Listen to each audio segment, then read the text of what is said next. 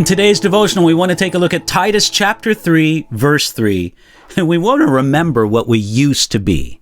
Here's the verse, Titus 3:3. For we ourselves were also once foolish, disobedient, deceived, serving various lusts and pleasures, living in malice and envy, hateful and hating one another.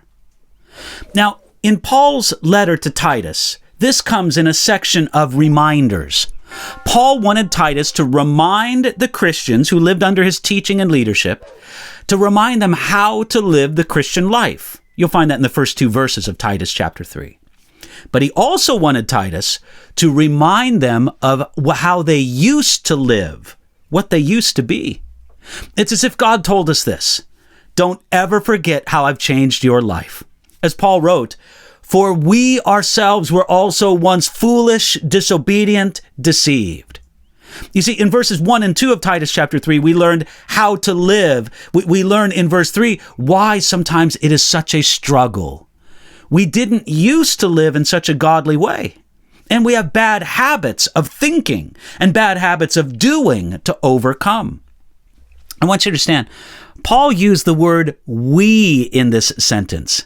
He included himself, and it's quite a list to include yourself in. He says, we were once foolish, we were once disobedient, we were once deceived, we once served various lusts and pleasures, we once lived in malice and envy, we were once hateful and hating one another. Paul just didn't say it's you who used to do that, but we.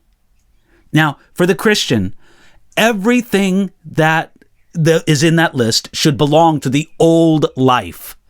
Jesus gives us something new, and remembering this work of God builds four things in us.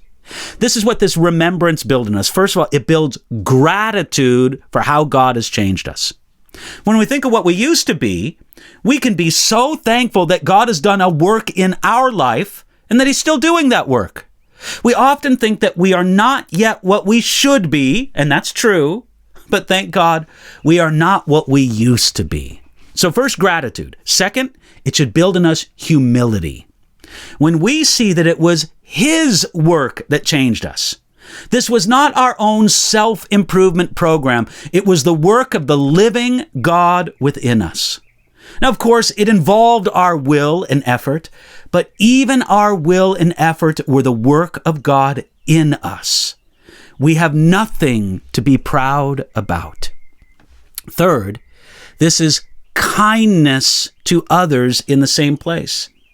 Sometimes we can be quite judgmental towards those who are caught in the web of sin. We can forget that we also once were in similar traps. Remembering those changes God has done in our life should make us compassionate towards those who still need a similar work of God.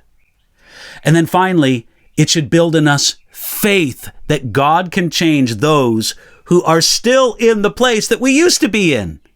You know, it's easy to despair when we so long to see God work in the lives of other people. Sometimes we give up hope.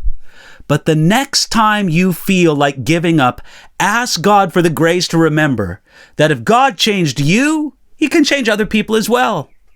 Brothers, sisters, remember what you used to be and have faith that the God who has begun a good work in you, he will complete it unto the day of Christ Jesus. Remember that and trust in that today.